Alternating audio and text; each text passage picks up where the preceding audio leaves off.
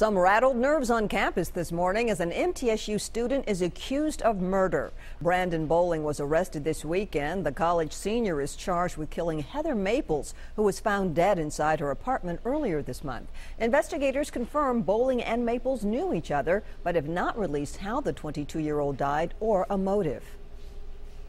Crews worked through the night and into the morning, trying hard to keep flames from jumping the lines in a growing blaze in Los Angeles. Wildfires there are spreading and have already burned several structures, charred hundreds of acres of dry brush, and led to the arson arrest of one person. A brush fire nearby caused a work stoppage at an oil field and prompted the evacuation of a popular park. The fire, which is already raging through 200 acres, is only 20% contained.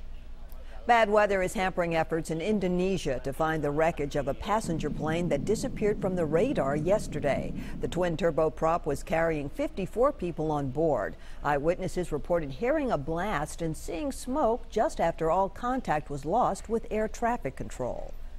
The GOP frontrunners are jockeying for all the attention in key primary locations as they campaign at state fairs and before any crowd that will listen. Donald Trump is starting to give details about how he would govern. But first, as Craig Boswell explains, the billionaire is taking some time out for jury duty. Donald Trump is taking time off from campaigning to perform his civic duty. He arrived at a lower Manhattan courthouse early in the morning for jury duty. Something we have to do. This past weekend, Trump gave specifics about one of his biggest issues, immigration.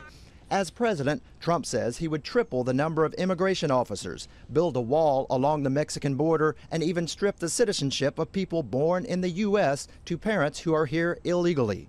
It appeals to people who have the harshest, most restrictionist ideas about immigration in America. So for the people who like Donald Trump and found that appealing in his rhetoric before, he now has policy that backs up that rhetoric.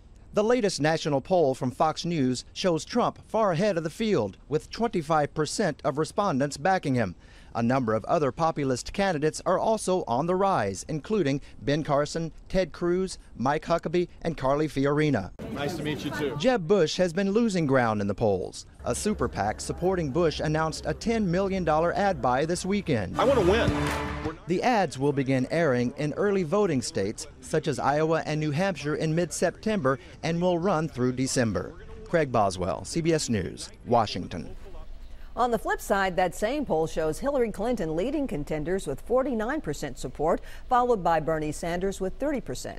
Vice President Joe Biden, who is rumored to be considering a presidential run, currently has 10% support. The two candidates hoping to be Nashville's next mayor are raising the level of chatter about what sets them apart.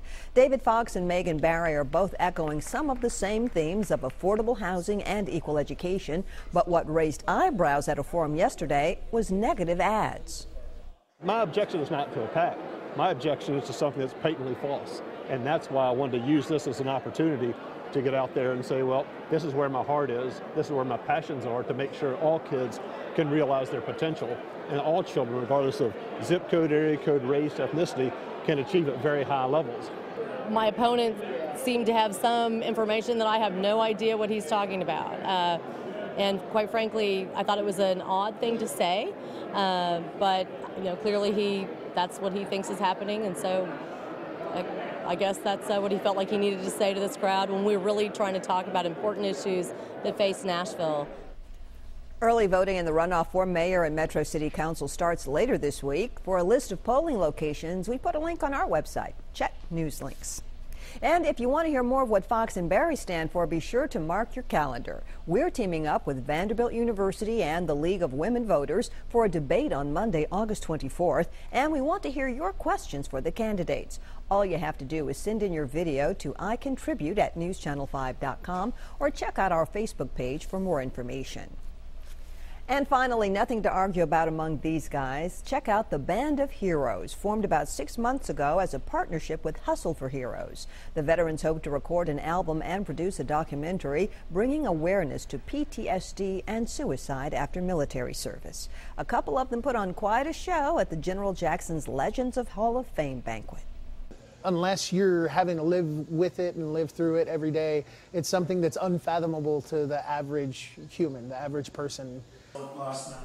If you're interested in learning more about the Band of Heroes, we've posted a link to their website on ours at newschannel5.com.